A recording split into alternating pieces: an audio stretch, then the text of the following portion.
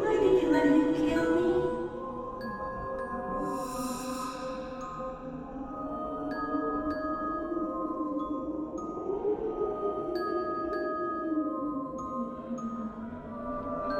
It was the clown.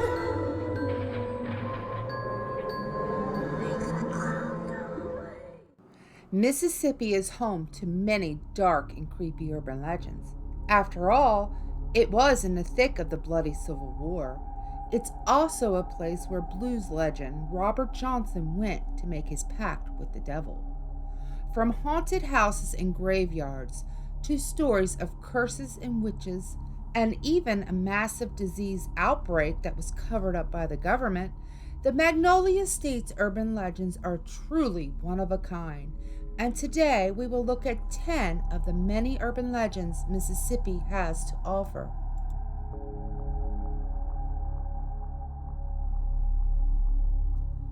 McRaven House in Vicksburg was built in 1797 and was a simple two-story dwelling with a kitchen on the first floor and a bedroom on the second. The only way to access the second floor was by ladder. The house was owned by notorious criminal Andrew Glass, who was known for robbing and murdering travelers along the Natchez Trace. According to legends, Glass was shot one night, but was able to make it home. Knowing he was going to die anyway, he had his wife finish him off in the bedroom. Some legends claim that Glass was a womanizer and that his wife slit his throat out of anger and jealousy. Whatever happened, Glass was the first of several people to lose their life here. Around 1836, Vicksburg Sheriff Stephen Howard and his young teenage wife, Mary Elizabeth, became the new owners and made improvements to the house to accommodate their growing family. The Howards closed in a balcony and added stairs to the second floor. They also added a dining room, 2 side balconies, and a second upstairs bedroom. At the time, 15-year-old Mary Elizabeth was pregnant. After giving birth, she died from complications and her husband and child moved out of the house. The final renovation to McRaven came in 1849 when John H. Bobb bought the home. He added the front entry, a parlor, flying wing staircase, and another upstairs bedroom and dressing area. During the siege of Vicksburg during the Civil War, John Bobb and his wife Selina used the home as a hospital for both Union and Confederate soldiers. They also built a cave under the house, which they stayed in during the siege. Many of the soldiers died from their injuries, and the house received a lot of damage from cannonballs during the battle. There are reports to say 11 unidentified bodies were buried on the property, and some were not whole bodies, but pieces. About a year after the Vicksburg siege, legends say that John saw some Union soldiers destroying the rose bushes he had in his yard, and he threw a brick at one of them. Swearing revenge, the soldiers returned that night, dragged John out of bed, and shot him several times, killing him. His wife then sold the house and moved to Louisiana. McRaven House remained vacant for several years until William and Ellen Murray bought it in 1886. They are the only known residents to raise children in the home. 2 of the Murray's daughters remained in the home all of their lives. The Spencer sisters, Ella and Annie, lived with no modern conveniences except a telephone. Ella died at home in 1960, and Annie sold it and moved into a nursing home. The Bradleys then bought McRaven House in 1961 and turned it into a tour home. It was added to the National Registry of Historical Places in 1979 under the name Bobb House. In 1985, Leland French bought the house and converted it back to a residence, and it seems the spirits of McRaven did not like French. While he was living there, he reported being physically attacked several times, including having an unseen force push him to the floor, breaking his glasses and causing him to need stitches.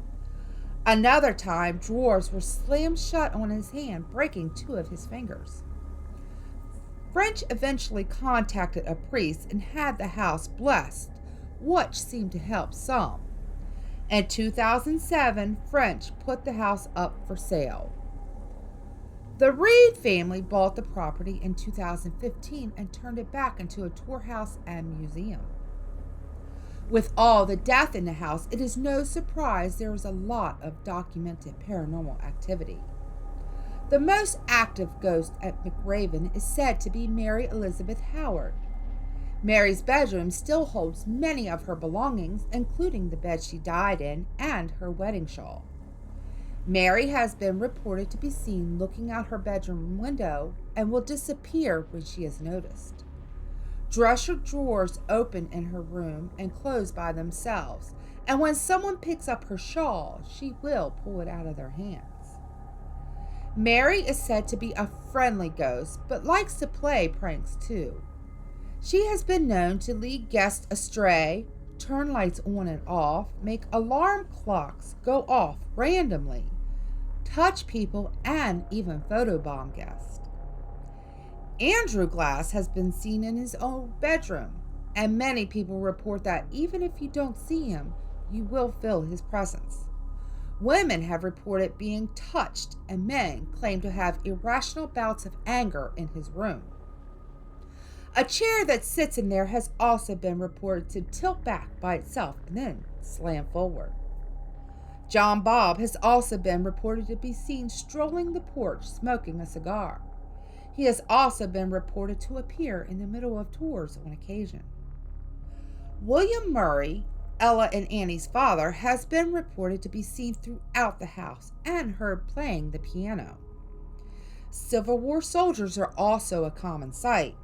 One particular Confederate soldier has been reported to be seen in the house since 1864.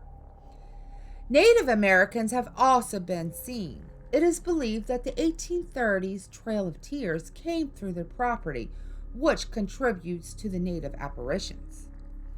Other reports include orbs and photos, objects moving on their own, phantom taps in the men's changing room, and two ghost boys named Eric and Peekaboo play with toys around the house.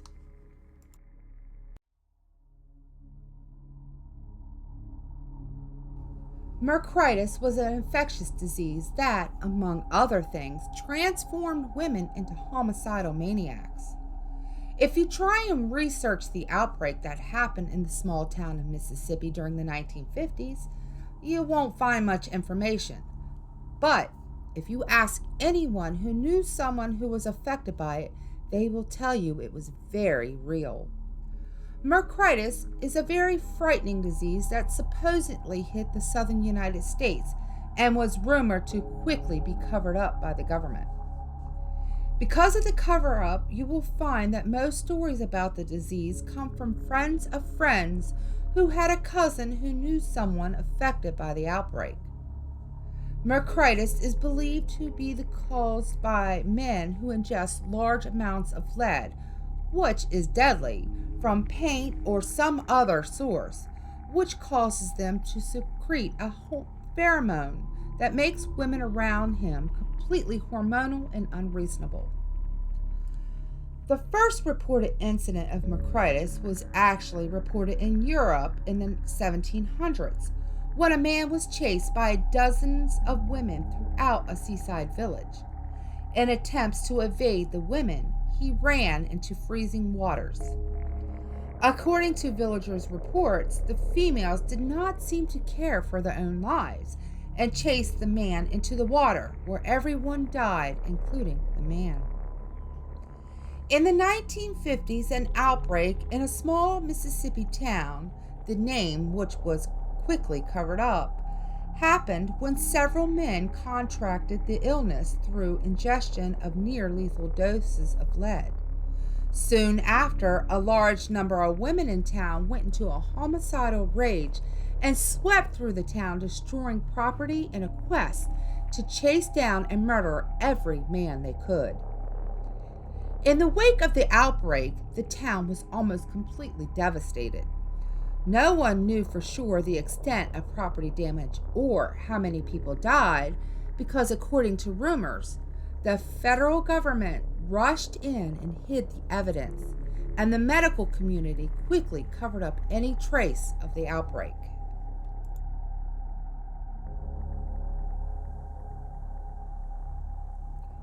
On a lonely gravel road southwest of Meridian, Mississippi, sits an old truss bridge that is no longer open to vehicles. It spans 112 feet across the Chunky River. The bridge was a replacement bridge for the one erected by early settlers in 1850. According to legends, during the reconstruction, workers began to discover bodies buried on the banks of the river. The bodies were believed to be that of travelers who had been murdered by a local innkeeper. Stuckey owned a small inn near the banks of the Chunky River on an old dirt stage road that was the only road out of Meridian at the time. As the town grew after the Civil War, more and more travelers found their way along this route. Stuckey was known to trade goods with travelers for a hot meal and a warm bed. It is said, though, at night he would go out to the old bridge and call the travelers floating down the river. Those who were lured by Old Man Stuckey's lantern had no idea he had a much more sinister intention than merely earning $1.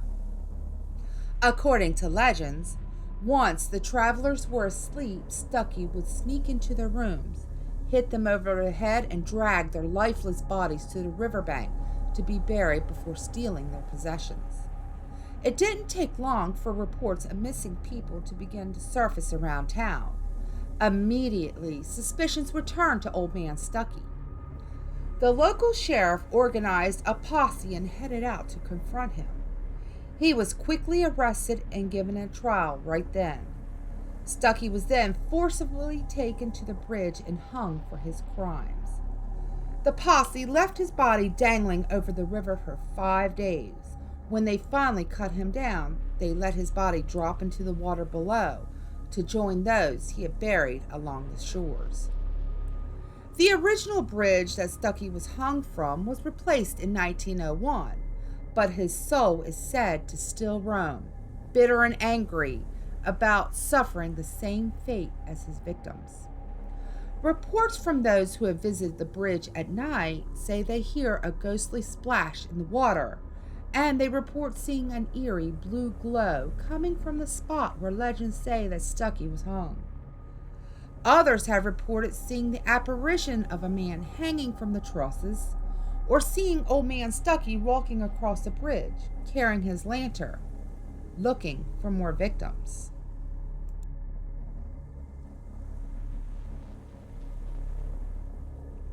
Famous blues musician Robert Johnson left a legacy of music that would outlive him and grow over time, influencing many notable musicians even today. There is little known about Robert's life. Most of what is known has come to surface in recent years. One thing is for certain, mysteries surround this blues legend. Robert Johnson was born the 10th child to his mother in Hazelhurst, Mississippi, in May of 1911. His mother, Julia Major Dodds, was married to a successful farmer and carpenter named Charles Dodds. Robert was born out of wedlock because his mother had an affair with a field hand named Noah Johnson. Charles left Julia before Robert's birth, and most of their children followed him to Memphis. Julia remarried when Robert was 7 years old, and they moved to Robinsonville, Mississippi. Robert had always been interested in music and did have skills with the harmonica, but despite his best efforts, he didn't have a talent for the guitar. Robert still spent a lot of time at juke joints and stores trying to learn. His ambitions came to a screeching halt when he married his first wife, Virginia Travis, when he was only 17 years old. Once Virginia became pregnant, he gave up music to earn money working the fields. When it was close to the time for the baby to be born, Virginia returned to her family. Soon after, Johnson followed her, but made many stops along the way to perform. By the time he arrived, his wife and child had died from complications during birth. Devastated by his loss, Robert returned to music, performing any chance he could. He was often booed from the stage and finally disappeared for months. When Robert returned and performed again at the last place he was booed off the stage, the audience was amazed at his new and improved guitar playing skills. Nobody could believe he learned that much in such a short amount of time, and rumors started that Robert Johnson and the devil had made a pact so he could obtain guitar playing talent. One version of these rumors was that Johnson met the devil at the crossroads outside of town, where the devil tuned a guitar and gave it to Johnson to play in exchange for his soul. People were stunned by Robert's newfound talents, and he only fueled the rumors about the devil by writing songs like Me and the Devil. Robert ended up with another girl named Virgie King, but her parents forbade her from seeing him, and soon Robert began drinking, womanizing, strumming, and crooning his way through the Delta. Finally, Robert got his chance to record his music in 1836. His first single, Terror Plain Blues, sold 5,000 copies. Before he could enjoy his success, Robert died mysteriously at the age of 27, the same age as many other modern music legends.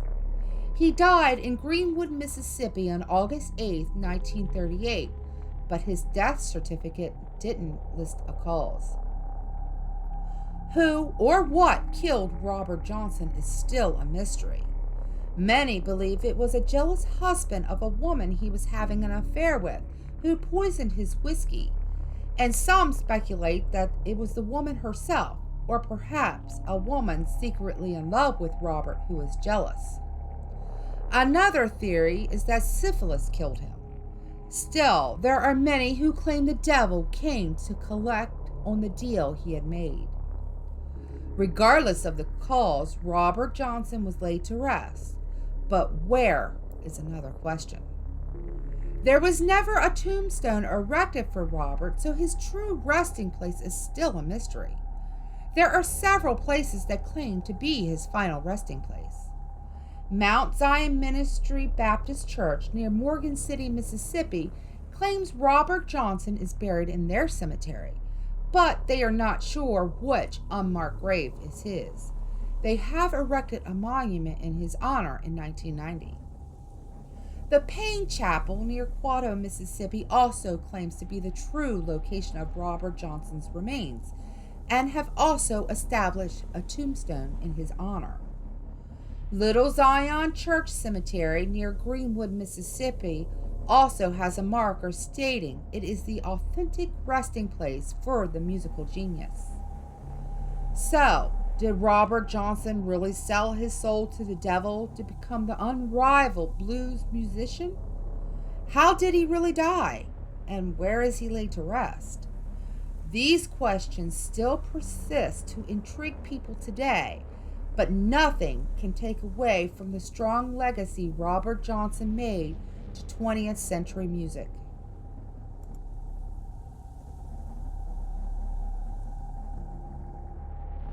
Dr. Howard Nutt began construction on Longwood Mansion in 1858. He wanted to build a true architectural miracle, a house big enough for his family as well as portray his wealth and be an object for admiration throughout the centuries. Historical records show that more than 1 million brick were used, and the dome cupola on top was made by famed architect Samuel Salome from Philadelphia. When the American Civil War started, it put a stop to construction, with only the basement being completed. The family suffered great financial loss during the war. Dr. Nutt had most of his wealth stolen and his lands burned. leaving them unable to finish the work on their home. Because of this, the property became known as Nutt's Folly. The tragedy took its toll on his health, and it is said that Dr. Nutt died in sadness. Some say he died of pneumonia, and others say it was a heart attack. Regardless of his death, it made the family's bad situation worse. Julia, Dr. Nutt's wife, and 8 children lived in the basement of the unfinished house until her death in 1897. After years of sitting abandoned and decaying, Nutt's dependents donated the property to the Pilgrimage Garden Club in 1970, who preserved it and manage a museum and historical site today. Today, the mansion seems frozen in time, with the basement holding the original furniture from the family, as well as luggage and wooden crates. On the unfinished upper floors, tools, building materials, and paint buckets still lay scattered about. There are also parts of columns lying on the floor, still awaiting workers who never returned. The entrance to the basement is located at the back of the house, and the family cemetery where Dr. Nutt and his wife are buried are also near the mansion. According to reports, Dr. Nutt and his wife remained in the mansion. People have reported seeing Dr. Nutt several times in the garden, and Julia has been reported to be seen on the staircase. It is also said that when Julia's spirit is around, there will be the smell of roses, even in the middle of winter. The Oriental-style villa on the hillside proudly possesses the unofficial title as the largest octagonal-shaped house in the U.S. and possibly the world. Its ghostly atmosphere also made it the perfect location for 2010's True Blood to use as the castle of the Vampire King of Mississippi and Louisiana.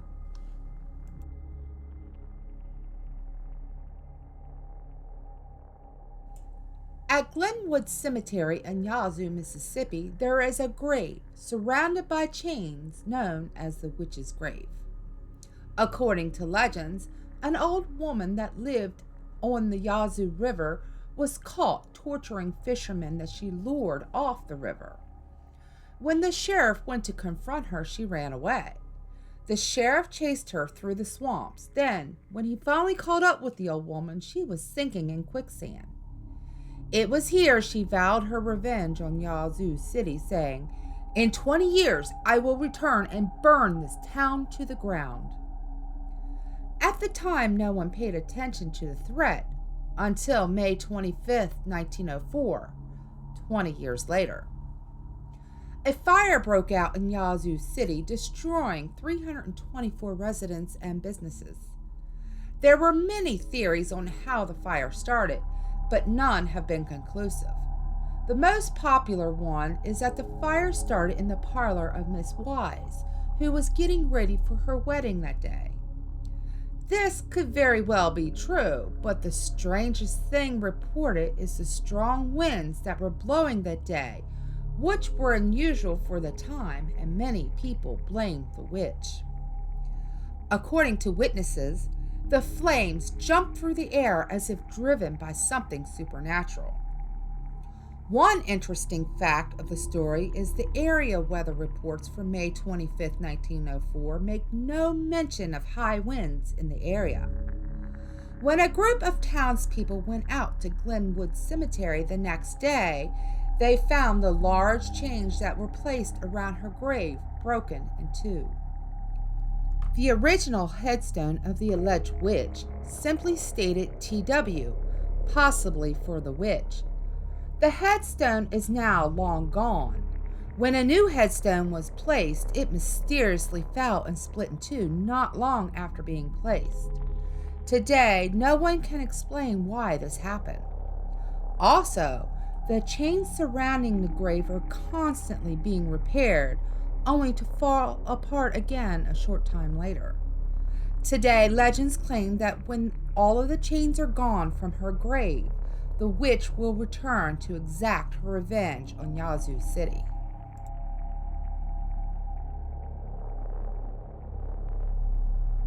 Built by Colonel George Hampton Young in 1852, Waverly Mansion sits overlooking the Tombigbee River. During its heyday, the plantation was a community of gardens, orchards, and livestock. The property included a brick kiln, cotton gin, ice house, swimming pool with a bath house. The gas for the chandeliers was produced by burning pine knots. In later years, it had its own lumber mill, leather tannery, and hat manufacturing operation. It is said that the first American-made saddle blankets were produced at Waverly, and the first fox hunt association formed in the mansion's library in 1893. When the last surviving son of Colonel Young died, the mansion remained vacant for 50 years. Harsh weather and vandals took its toll on the plantation, but the foundation and interior remained intact. It was during this time rumors began about the hauntings. One of the former owners of the mansion says the house is haunted by a little ghost girl believed to be about 3 years old. She is thought to be the daughter of a neighbor who had gotten her head stuck in the stair spindles on the second floor and broke her neck. There have been reports of people hearing a child's voice calling Mama when there are no children around. Reports from the mansion include the apparitions of the little girl wearing a white, high-necked dress with long blonde hair. She is believed to also sleep in an upstairs bedroom where the linens often appear rumpled in the shape of a small child. The ghost child spirit is most often seen on the stairs leading to the second floor. If she is approached, she disappears. Other reports include the apparition of a Confederate soldier who appears in mirrors standing behind guests, and the piano music being heard playing in the parlor.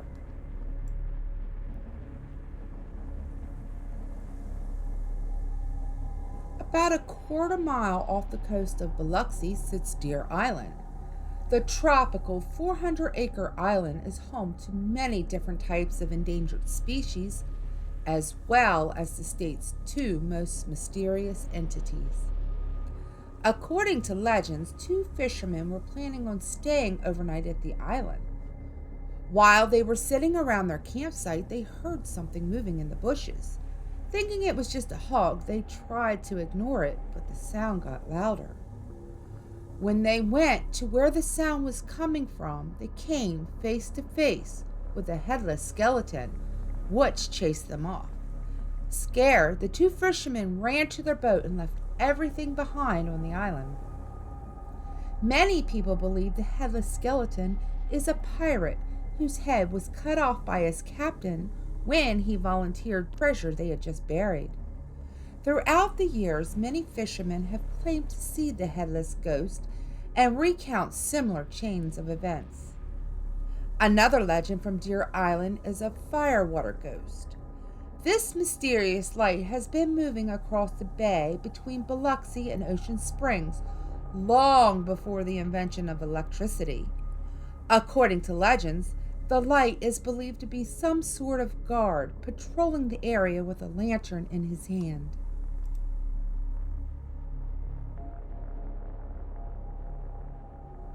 The Isle of Caprice, originally known as Dog Island, sits about 12 miles offshore between East Ship and Horn Island.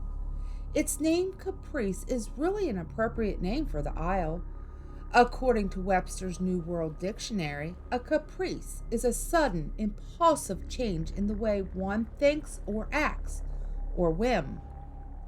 This mysterious island seems to appear and disappear on a whim. The island was there in 1847, but vanished just a decade later, only to pop back up 50 years later, just in time for the Roaring Twenties. In 1926, a resort opened on the Isle of Caprice, offering dancing, surf bathing, boating, fishing, and games, according to advertisements of the time. But the real incentives were unadvertised gambling and drinking. Although booze wasn't sold here, guests were welcome to bring their own. or buy it from private boats that just so happened to be near the island. According to records, the Isle of Caprice was a very popular place until the 1930s when it again disappeared. According to legends, a storm was on its way from the Gulf, headed straight for the island. Despite the threat of the storm, the party went on, with many people deciding to stay on the island instead of going to the safety of the mainland. 2 days after the storm, rescuers left Biloxi and headed out to the island to rescue anyone who stayed through the storm. When they arrived, all they found were bodies and debris floating in the water. The island had disappeared and there were no survivors. Legends say if you go out to the area where the Isle of Caprice lies beneath the surface, you can hear rowdy laughter abruptly replaced with terrified screams, then total silence.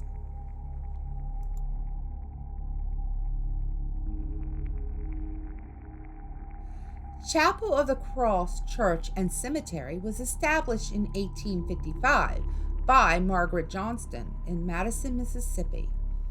The church is still an active church today, regardless of the reported hauntings. The most famous haunting from the Chapel of the Cross is that of Helen Johnston, who was a victim of one of Mississippi's tragic tales of heartbreak and loss. According to legends, just before her wedding in 1859, Helen's beloved fiancé, Henry Vick, was killed in a duel. Helen's family promised her that one day when she left this earth, they would have her body buried next to her lost love. Unfortunately, they did not follow through, and the woman has been reported to be seen sitting by a tombstone crying. Other reports say that there is also the apparition of 2 children seen passing through the iron gates, climbing up a tree and sitting together just before they vanish. There are also reports of pipe organ music coming from the church after it's been locked up for the night, and the sounds of frenzied laughing from someone unseen.